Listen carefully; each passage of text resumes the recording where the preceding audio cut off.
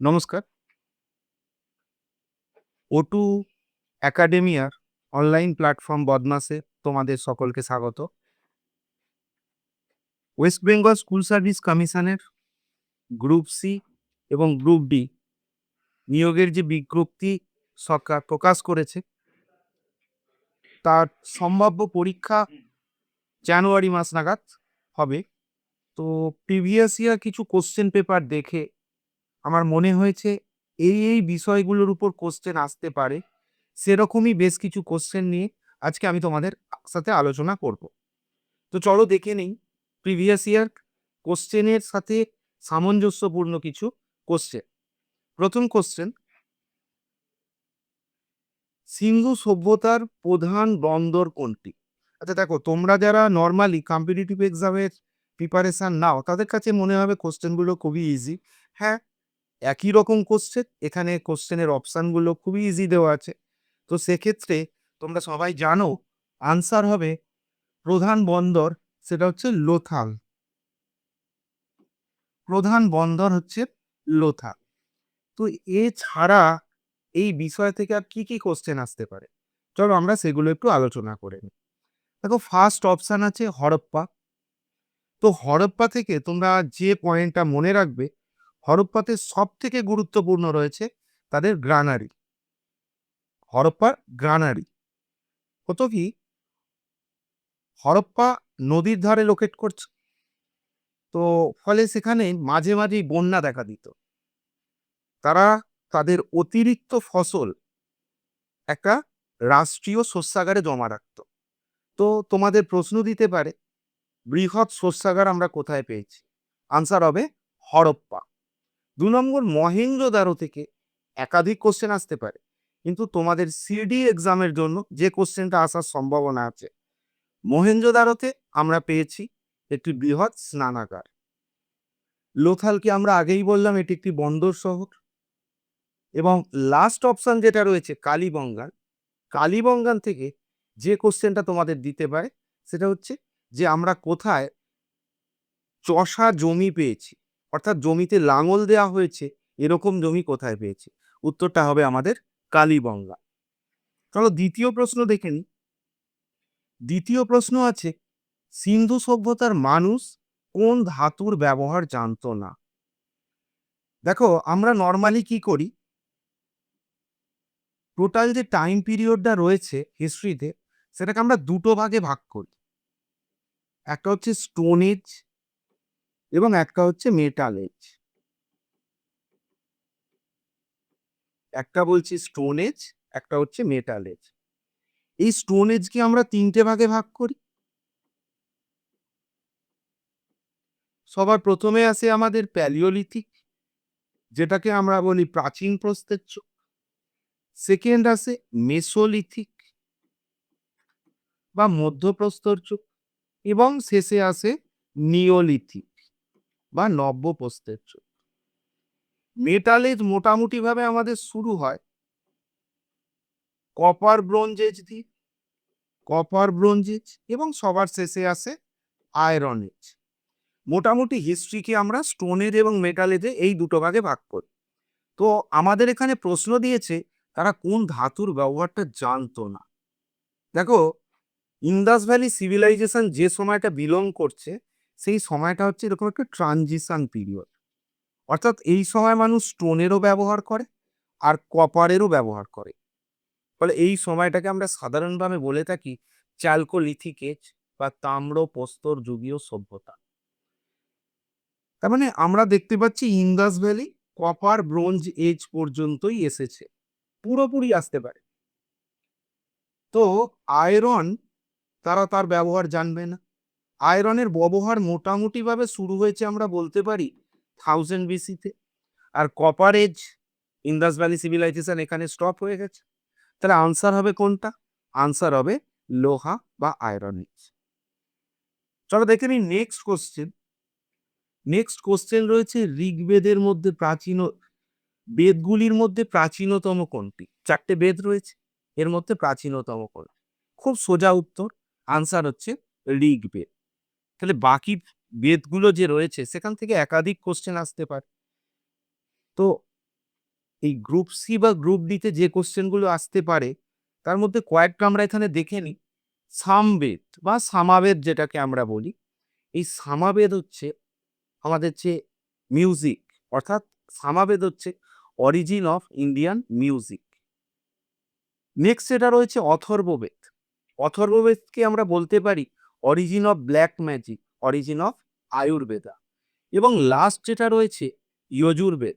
যজুর্বেদ হচ্ছে আমাদের রিচুয়ালস, বিভিন্ন রকম রিচুয়ালস যে প্র্যাকটিস যজ্ঞ, সেগুলো কোথায় রয়েছে না যজুর্বেদাতে। তাহলে বেসিক আমরা মনে রাখবো, সামাবেদা হচ্ছে origin of Indian music, Atharvaveda হচ্ছে origin of black magic and Ayurveda, এবং যজুর্বেদা হচ্ছে origin of Indian rituals. Next আমরা যেটা দেখব, মহাবীরের জন্মস্থান কোথায়? তোমরা জানো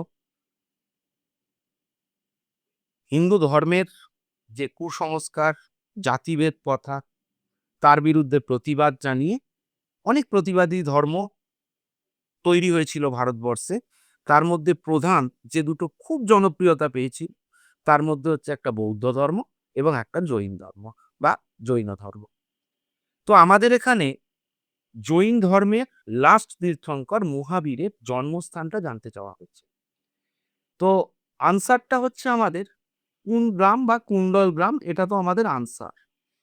বাকি যে অপশানগুলো দেওয়া রয়েছে, এই অপশানগুলো দিয়েও কিন্তু কোশ্চেন আসতে পারে। কিরকম কোশ্চেন আসতে পারে? লুম্বিনী বলে যে জায়গাটা রয়েছে, এই লুম্বিনীতে গৌতম বুদ্ধের জন্মস্থান, অর্থাৎ লুম্বিনীতে হচ্ছে গৌতম বুদ্ধা জন্মগ্রহণ করেছে। নেক্সট দেখো, বৈশালী বলে একটা অপশান দেওয়া রয়েছে। তোমরা জানো 16 মহাজনপদ বা ষোড়শ মহাজনপদ যে রয়েছে, সেই ষোড়শ মহাজনপদের একটা প্রজাতান্ত্রিক রাষ্ট্র ছিল বা বলতে পারো রিপাবলিকান স্টেট ছিল, সেটা হচ্ছে আমাদের ব্রিজি। সেই ব্রিজির ক্যাপিটাল হচ্ছে বৈশালী। গৌতম বুদ্ধ যখন বাড়ি গৃহত্যাগ করে চলে যান, উনি গৃহত্যাগ করে প্রথমে এসে পৌঁছন মগধের রাজধানী, তখন আছে রাজগৃহ। তো রাজগৃহে বিম্বিসারের সাথে উনি মিট করেন, ওখান থেকে রাজগৃহ থেকে উনি ছেড়ে চলে আসে গুরুর খোঁজে, এসে পৌঁছন এই বৈশালীতে। এখানে গৌতম বুদ্ধের দেখা হয় দুইজন গুরুর সাথে, একজনের নাম আলারা কামা এবং আরেকজনের নাম রুদ্রক রামপুত্র। আলারা কামা এবং রুদ্রক রামপুত্র, কোনো কোনো জায়গায় তোমরা উদ্রক রামপুত্র পেয়ে যাবে। তো এনাদের থেকে গৌতম বুদ্ধ মেডিটেশনের শিক্ষা নেন এবং তারপর ওখান থেকে লুম্বিনী ত্যাগ করে গৌতম বুদ্ধ চলে আসেন বোধগয়া। বোধগয়ায় নৈরঞ্জনা নদীর তীরে তিনি ধ্যানে বসে গৌতম বুদ্ধ, এবং গৌতম তখন বোধি অর্জন করে, জ্ঞান অর্জন করে। তাহলে বৈশালীতে আমরা পাবো কি না, গৌতম বুদ্ধ এখানে দুজন গুরুর সাথে দেখা করেছিলেন বা দুজন গুরুর থেকে মেডিটেশনের শিক্ষা নিয়েছিলেন। একজনের নাম আলারা কামা, একজনের নাম উদ্রক বা রুদ্রক রামপুত্র।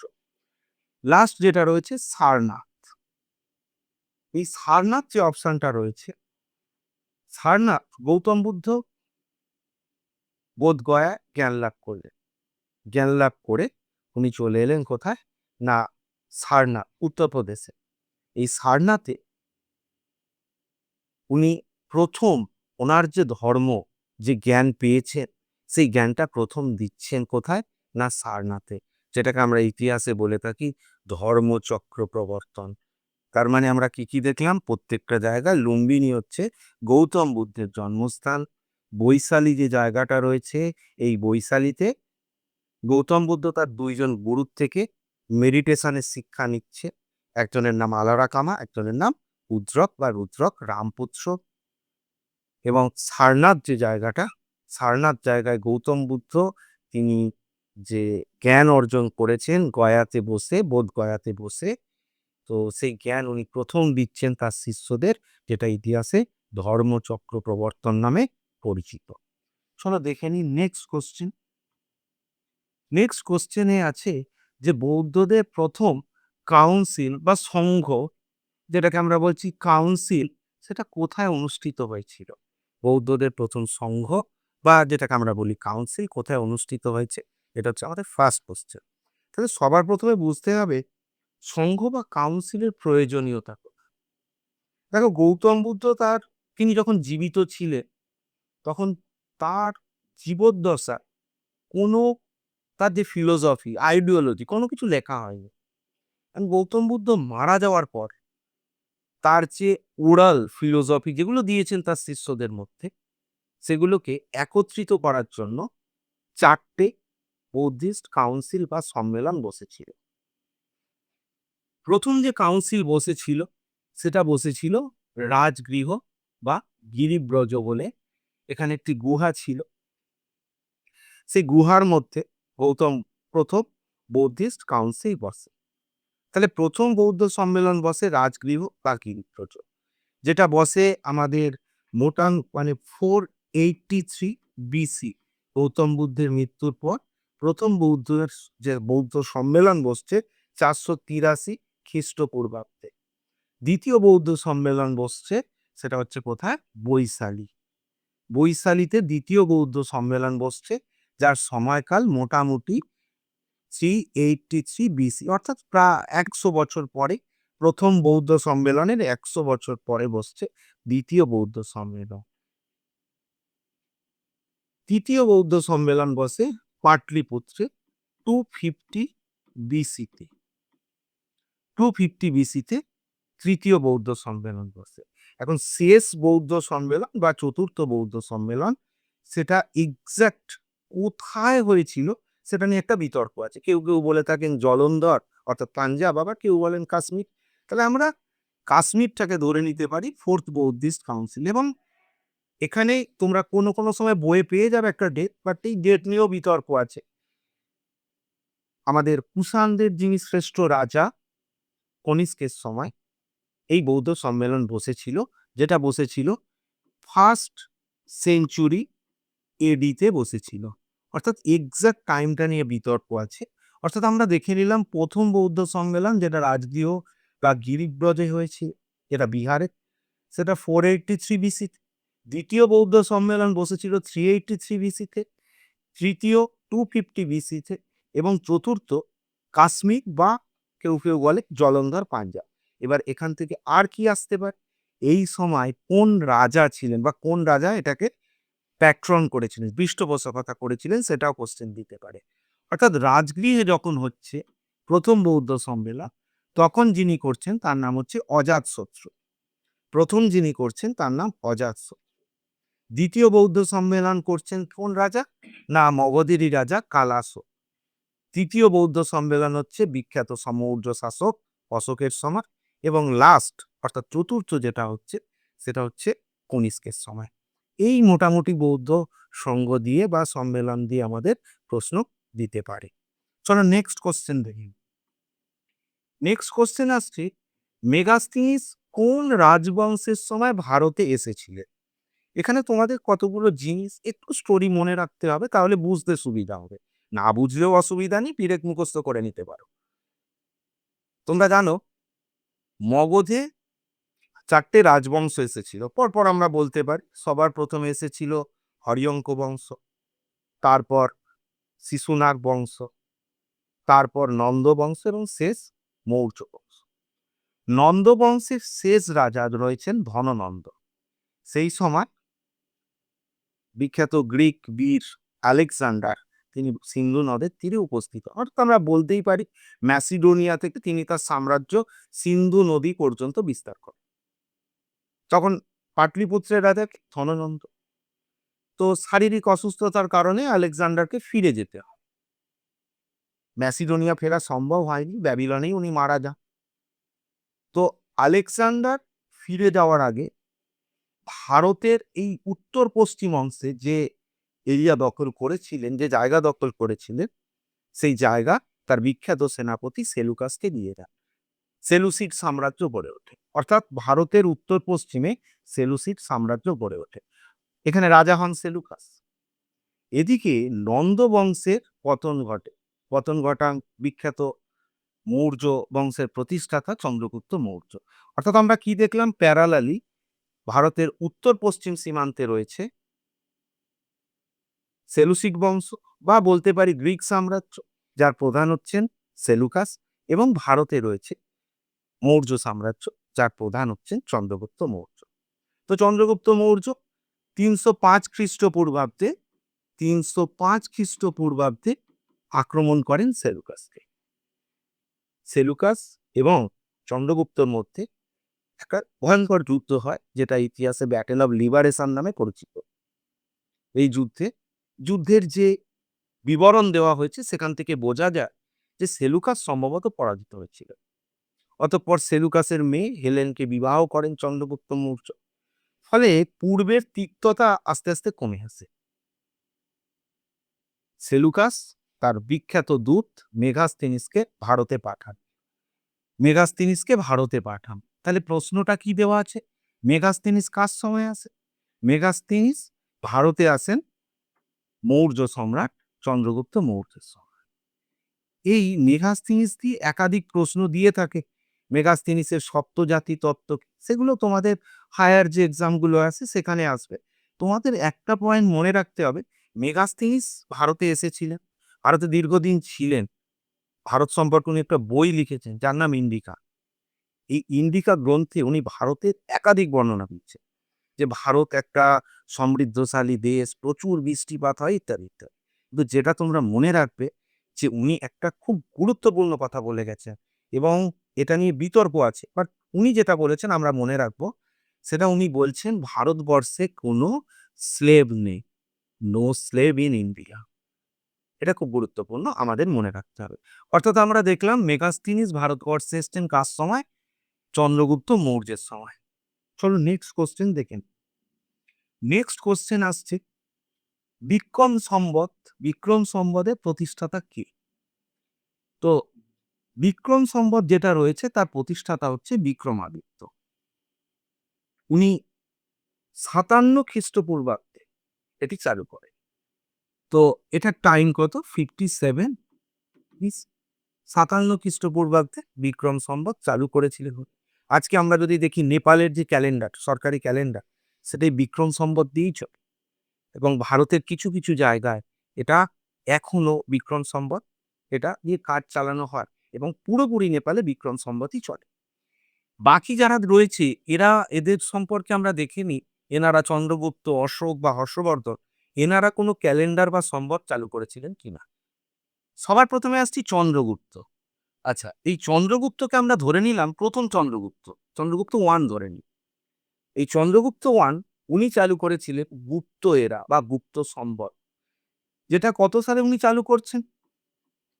319 or 20 BC।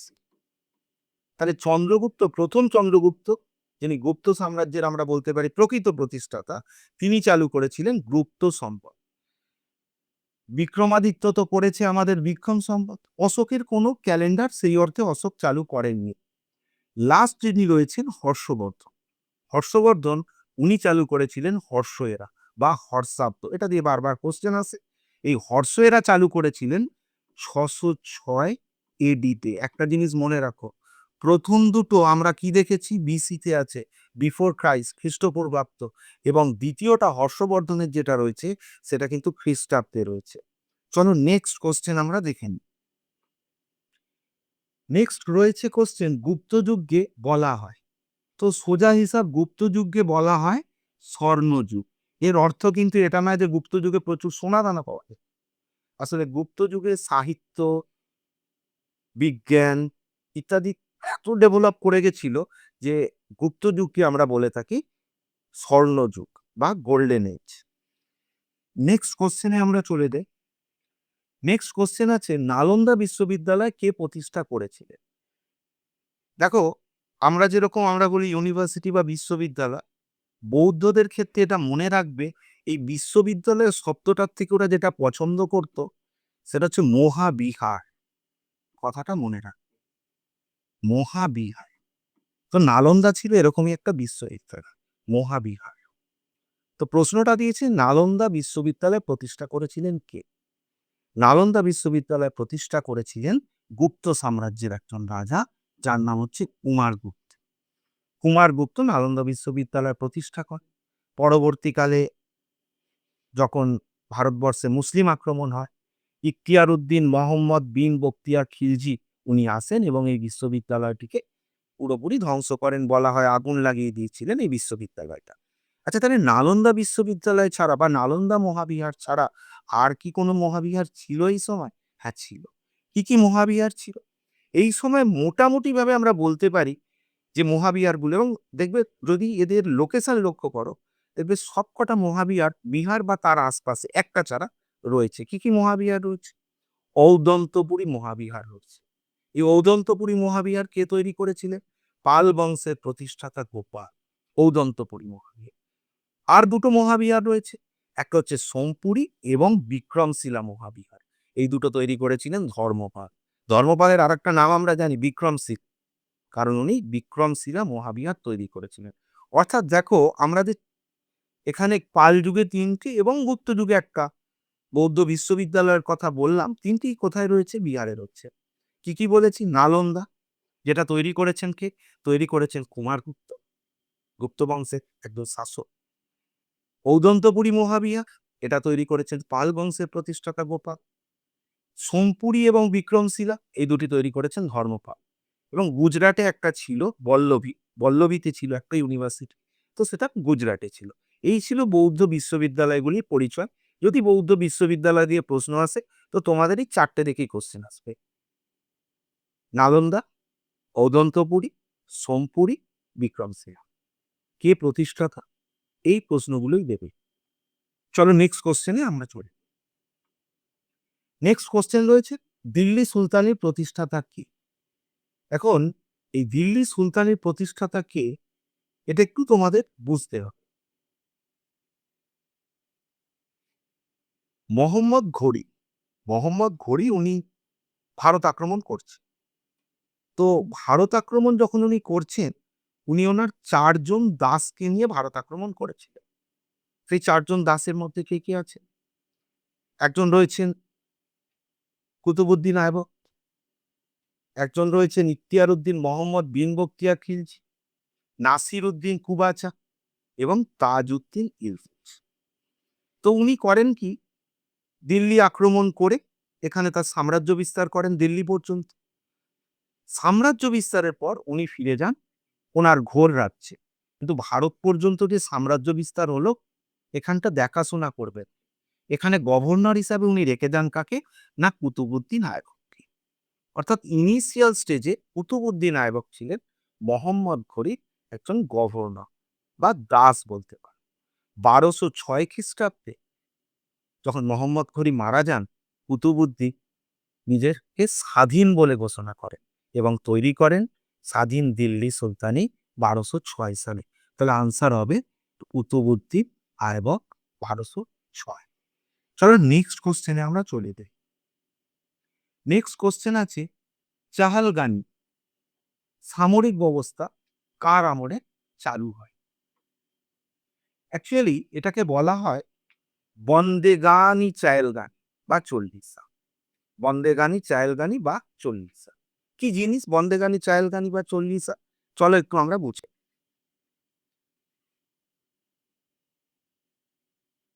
এটা চালু করেছেন কি? সোজা ভাষায় আমরা জানি ইলতুৎমিশ। দেখো, ইলতুৎমিশ ক্ষমতায় এলেন। ইলতুৎমিশ ক্ষমতায় এসে দেখলেন আগের যারা অভিজাত বা এলিট ক্লাস রয়েছে, তারা একটা গ্রুপ তৈরি করে ফেলেছে। মানে সুলতান এদের দ্বারা নিয়ন্ত্রিত হতো। তো উনি ভাবলেন কি করে এই নোবেল বা এই গ্রুপটাকে আমি ভাঙতে পারি। ফলে উনি এই যে পুরানো গ্রুপ রয়েছে, পুরানো গ্রুপের পাশাপাশি কিছু নতুন ব্যক্তিকে, যারা তার খুব কাছের মানুষ, তাদেরকে ভালো ভালো পদ দিতে লাগলেন। অর্থাৎ কি, প্যারালালি যে ওল্ড সিস্টেম রয়েছে, যারা রাজাকে কন্ট্রোল করতে চাইছে, তাদের এগেনস্টে উনি নতুনদের অ্যাপয়েন্ট করলেন নোবেল হিসাবে। এই যে নতুনদের নোবেল হিসাবে অ্যাপয়েন্ট করলেন, এদেরকেই আমরা বলি বন্দেগানি চাহেলগানি বা চল্লিশা। অর্থাৎ আনসার হবে কি এখানে? ইলতুৎমিশ। এবং পরবর্তীকালে আমরা দেখব এই বন্দেগানি চাহেলগানি এরা আবার ক্ষমতালোভী হয়ে ওঠে। এবার এরা রাজাকে যখন কন্ট্রোল করতে শুরু করে, তখন এটাকে ভেঙে দেন বলবন, গিয়াসউদ্দিন বলবন। তাহলে সাধারণভাবে কি বললাম? একটা নোবেল ক্লাস বা এলিট ক্লাস, যারা রাজাকে কন্ট্রোল করছিল। রাজা এদের হাত থেকে মুক্তি পাওয়ার জন্য একটা নতুন এলিট ক্লাস তৈরি করলেন। এই নতুন এলিট ক্লাসকে আমরা বলছি বান্দেগানি চায়েলগানি বা চল্লিশা। এই যে বন্দেগানি চায়েলগানি বা চল্লিশা করলেন, ইলতুৎমিশ পুরোপুরি এদের কন্ট্রোলে রেখেছে। কিন্তু ইলতুৎমিশের পরে ক্রমান্বয়ে অযোগ্য শাসক আসছিলেন। ফলে এই যে নতুন এলিট ক্লাস বা চাহেলগানি, এরা এবার ক্ষমতালোভী হয়ে পড়ে। এদের ক্ষমতার লোভ এতটা বেড়ে গিয়েছিল, এরা চাইতো রাজাকে আমরা কন্ট্রোল করব। ফলে এদেরকে এই বন্দেগানি চাহেলগানিকে ভেঙে দিয়েছিলেন বলবন। তাহলে দুটো কোশ্চেন আসতে পারে, তৈরি কে করেছিলেন, ভেঙে কে দিয়েছিলেন। চলো নেক্সট কোশ্চেনে চলে যাই। নেক্সট কোশ্চেন, জাহাঙ্গীরের রাজত্বকালে ব্রিটিশ দূত হিসাবে ভারতে এসেছিলেন কে, এটা প্রশ্ন দিয়েছে। তোমাদের অনেকেই বলবে যে স্যার এটা তো দুটো কোশ্চেন আনসার হতে পারে, একটা ক্যাপ্টেন হকিন্সও হতে পারে আর একটা থমাস রো হতে পারে বা টমাস রো হতে পারে। কিন্তু আমরা আনসারটা করব কোনটা, আমরা আনসারটা করব টমাস রো। তার লজিকটা আমরা বুঝি। প্রথমবার ক্যাপ্টেন হকিন্স যখন আসছেন, উনি আসছেন ব্রিটিশ কিং জেমস ওয়ানের সময়। এখানে একটু টাইম লাইনটা বুঝে নাও। ইস্ট ইন্ডিয়া কোম্পানি যখন তৈরি হচ্ছে ১৬০০ খ্রিস্টাব্দ, অর্থাৎ ইস্ট ইন্ডিয়া কোম্পানি ১৬০০ খ্রিস্টাব্দে তৈরি হচ্ছে। এই সময় ইংল্যান্ডে রয়েছেন এলিজাবেথ ফার্স্ট এবং ইন্ডিয়াতে রয়েছে আমাদের আকবর। আকবরের রুল চলেছিল কতদিন? ১৬০৫ সাল। আর এলিজাবেথ ওয়ান উনি মারা যাচ্ছেন ১৬০৩ সাল। ১৬০৩ সালে যখন এলিজাবেথ মারা গেলেন, কুইন এলিজাবেথ, তো তখন ব্রিটেনের রাজা হিসাবে এলেন জেমস ওয়ান এবং আকবর যিনি ১৬০৫ সালে মারা যাচ্ছেন, তার জায়গায় আসছেন তার ছেলে জাহাঙ্গীর। অর্থাৎ প্যারালালি আমরা কি দেখলাম, ইংল্যান্ডে রাজা আছেন, কুইনের পরিবর্তে এসছেন, তার নাম জেমস ওয়ান। আর ভারতে রাজা আছেন জাহাঙ্গীর। প্রথমে কাকে পাঠানো হয়েছে? ক্যাপ্টেন হকিন্সকে। উনি কেন এসেছেন? যে ইস্ট ইন্ডিয়া কোম্পানিকে ভারতবর্ষে যাতে বাণিজ্য করার অনুমতি দেওয়া হয়। এই সময় মুঘল দরবারে পর্তুগিজদের প্রাধান্য ছিল, ব্যাপক প্রাধান্য ছিল। ফলে তাকে পারমিশন দেওয়া হয়নি। এবার কি করলেন ব্রিটিশ রাজা, তিনি নিজে দায়িত্ব নিয়ে পাঠালেন কাকে? না, থমাস রোকে, যে আপনি যান, বলুন আমি রাজার দূত হিসাবে এসেছি, আমি ভারতবর্ষে বিজনেস করতে চাই বা ভারতবর্ষে ব্যবসা করতে চাই। টমাস রো উনি এলেন জাহাঙ্গীরের দরবারে এবং জাহাঙ্গীরকে বললেন যে আমি রাজার দূত হিসাবে এসেছি। জাহাঙ্গীর তাকে ভারতে বিজনেস করার পারমিশন দিয়ে। তাহলে আনসার করতে হবে আমাদেরকে, না টমাস। নেক্সট কোশ্চেনে আমরা চলে যাই। নেক্সট কোশ্চেন আছে, শেরশাহের বিখ্যাত সড়ক সড়ক ই আজম বর্তমানে কোন সড়ক? এটা হচ্ছে আমাদের যেটা আমরা বলি দিল্লি রোড। সড়ক ই আজম বা যেটাকে আমরা বলি জিটি রোড, গ্যান্টাং রোড, সেটা তৈরি করেছিলেন শেরশাহ। নেক্সট নেক্সট কোশ্চেন রয়েছে, দিল্লি সুলতানের একমাত্র মহিলা শাসক কে? তো আমরা যদি দেখি দুটো অপশন দেখো এখানে রয়েছে আমাদের, তো আমরা আনসার করে নেব রাজিয়া সুলতান। রাজিয়া সুলতান ইনি হচ্ছেন প্রকৃত মানে প্রথম মহিলা শাসক। তো বলতেই পারি আমরা উনি কেন, কিভাবে প্রথম মহিলা শাসক হলেন। তো ওনার বাবা ইলতুৎমিশ ইলতুৎমিশ নমিনেট করে গেছিলেন যে আমার সমস্ত ছেলেরা অযোগ্য, তার জায়গায় নতুন সুলতান হিসাবে আর বসবে, মানে একটা ড্রাস্টিক ডিসিশন।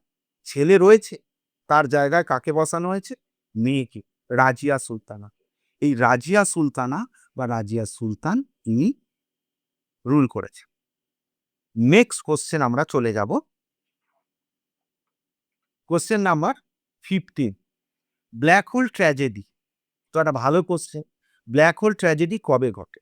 চলো একটু বুঝে নিই ব্যাকগ্রাউন্ডে। ব্ল্যাক হোল ট্র্যাজেডি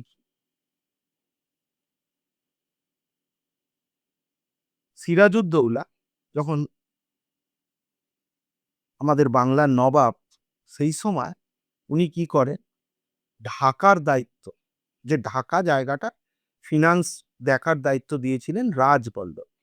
তো রাজবল্লভ করেছেন কি, মোটামুটি সব পয়সা আত্মসাৎ করে নিচ্ছে, টাকা পয়সা। তো সিরাজ বলেছে, ভাই আমার সাথে দেখা করো, তুমি হিসাব নিকাশ নিয়ে এসো। সে ভয়ে চলে এসেছে কোথায়, কলকাতায়, টাকা পয়সা নিয়ে। এই সময় কলকাতা ইংরেজদের দুর্গ রয়েছে, ফোর্ট উইলিয়াম। তো রাজবল্লভ এসে ফোর্ট উইলিয়ামের যিনি অধিকর্তা রয়েছেন, রজার ড্রেক, তাকে বলছে, ভাই সিরাজ এরকম মারবে, তো আমাকে তুমি আশ্রয় টাশ্রয় দাও, টাকা পয়সা নিয়ে অভাব নেই, তোমায় আমি দিয়ে দেবো। তো রাজবল্লভ আশ্রয় দিয়ে দিচ্ছে। দেখো, সিরাজের অধীনে কারা রয়েছে, ইস্ট ইন্ডিয়া কোম্পানি। তো সিরাজ তার দূত নারায়ণ দাসকে পাঠিয়েছে রজার ড্রেকের কাছে, যে নারায়ণ দাস গিয়ে, যাও তুমি গিয়ে বলো যে আমার যিনি অপরাধী, তুমি কি করে তাকে আশ্রয় দাও, তুমি আমার আশ্রয় আছো। তো নারায়ণ দাস এসেছে রজার ড্রেকের কাছে। রজার ড্রেক নারায়ণ দাসকে স্পাই ইত্যাদি বলে জাতা ভাষায় অপমান করে তাড়িয়ে দিচ্ছে। সিরাজের মাথা খারাপ হয়ে গেছে, বলে এত বড় অপমান। সিরাজ তার বিশাল বাহিনী নিয়ে আক্রমণ করেছে কলকাতা, ফোর্ট উইলিয়াম। তো যখন শুনেছে রজার ড্রেক যে ফোর্ট উইলিয়াম আক্রমণ করতে আসছে, হ্যাঁ, সব সমুদ্র পথে কলকাতা সেরে ম্যাড্রাসে চলে এসছে। সিরাজ যখন কলকাতায় এসেছে, তখন মাত্র ১৪৬ জন ব্রিটিশ সেনাকে বন্দি করতে পেরেছে। তো বন্দি করে তাদের একটা ছোট ঘরে রেখে দিয়েছে। এই যে একটা ছোট ঘরের মধ্যে রেখেছিল, ১৪৬ জনকে বন্দি করেছিল, ১২৩ জন পরের দিন শ্বাসরোধ হয়ে মারা যায়, সাফোকেশন মারা। এই যে বেঁচে ছিলেন, অর্থাৎ ২৩ জন বেঁচে ছিলেন, এই ২৩ জনের মধ্যে একজনের নাম ছিল হলওয়ে। তিনি পরবর্তীকালে এই ঘটনাটিকে অন্ধকূপ হত্যা বা ব্ল্যাক হোল ট্র্যাজেডি বলে বর্ণনা করেছে। এটা ঘটেছে কত সাল, ৫৬-তে। এবং সিরাজ যখন কলকাতা দখল করে নিয়েছে ইস্ট ইন্ডিয়া কোম্পানির হাত থেকে, সিরাজ তার দাদু, যাকে সিরাজকে যিনি সিংহাসনে বসিয়েছিলেন, তার নাম অনুযায়ী সিরাজ নাম রেখেছে কলকাতার আলীনগর। কারণ আলীবর্দী খান, যিনি সিরাজউদ্দৌলার দাদু, তিনি সিংহাসনে বসিয়েছিলেন সিরাজকে, দাদুর সম্মানে কলকাতার নাম রেখেছেন আলীনগর।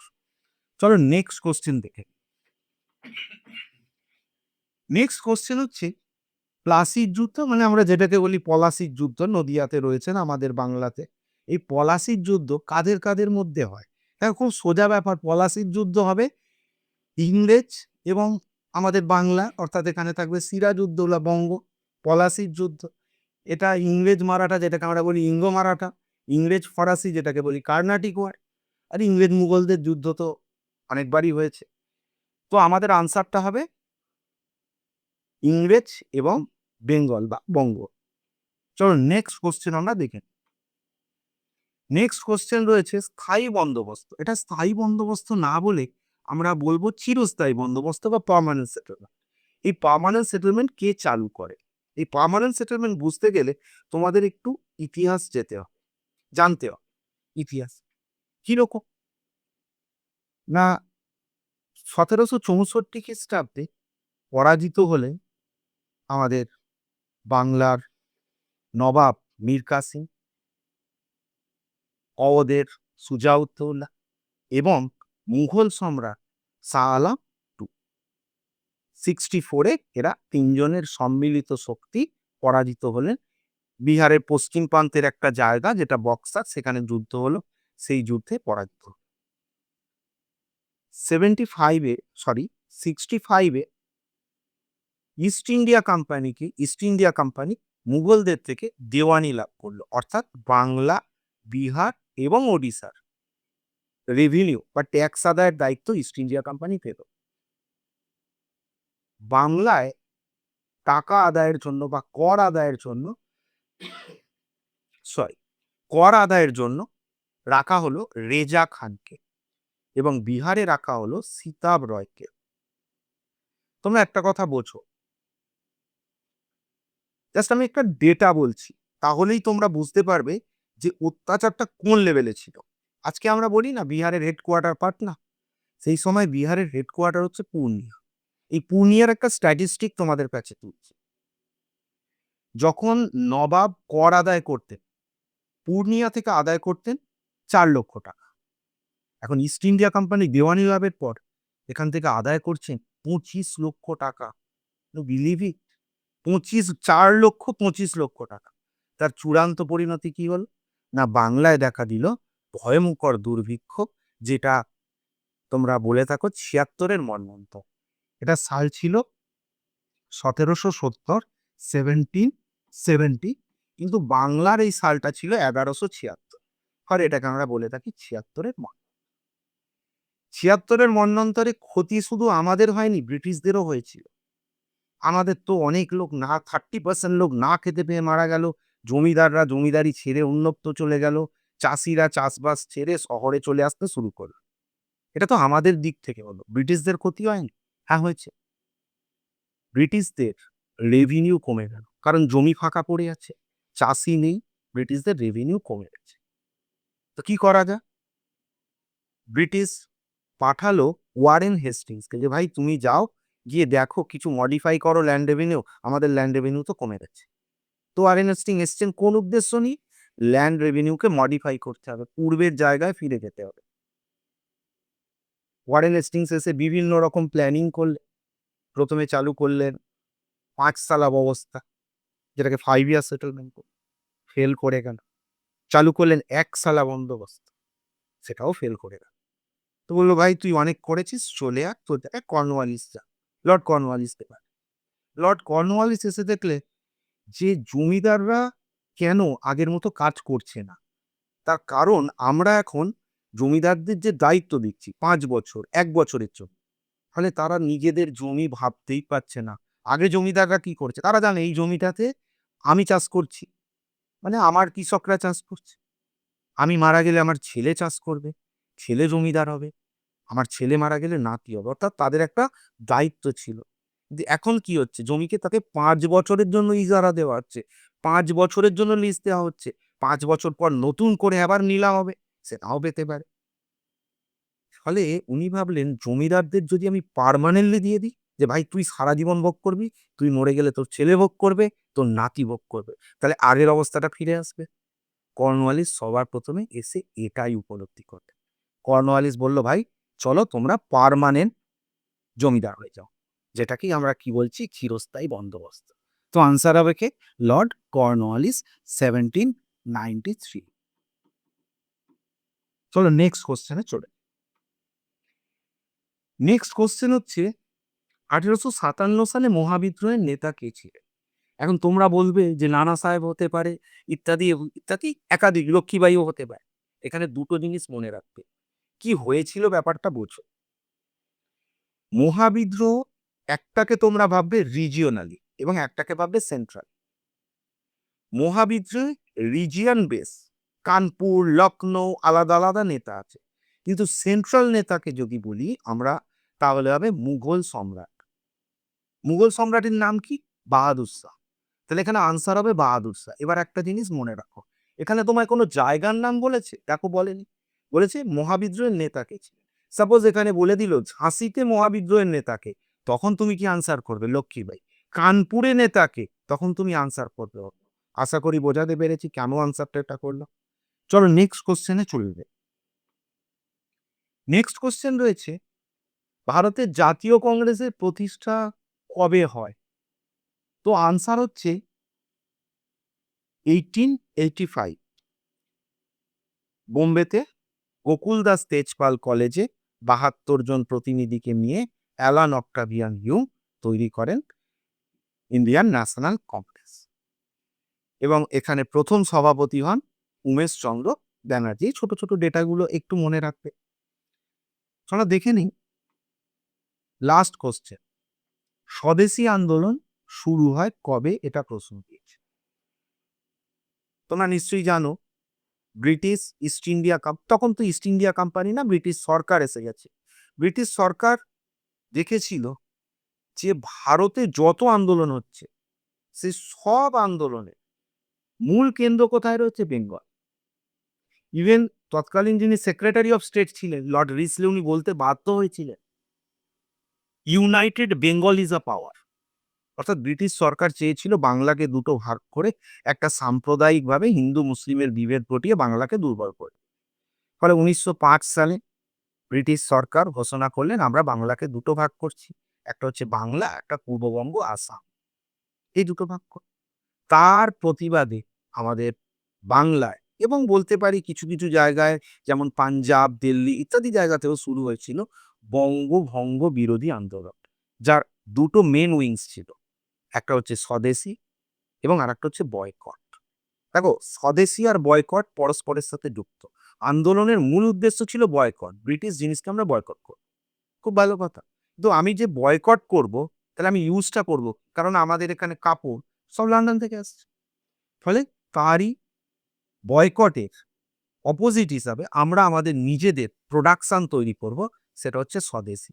ফলে এটাকে আমরা বলে থাকি স্বদেশী মুভমেন্ট, স্বদেশী বয়কট মুভমেন্ট ইত্যাদি ইত্যাদি। তাহলে এটা আনসারটা হবে 1905। তো চলো, থ্যাংক ইউ। নেক্সট ডে আরো একটা আর সেশন নিয়ে আসবো। ধন্যবাদ।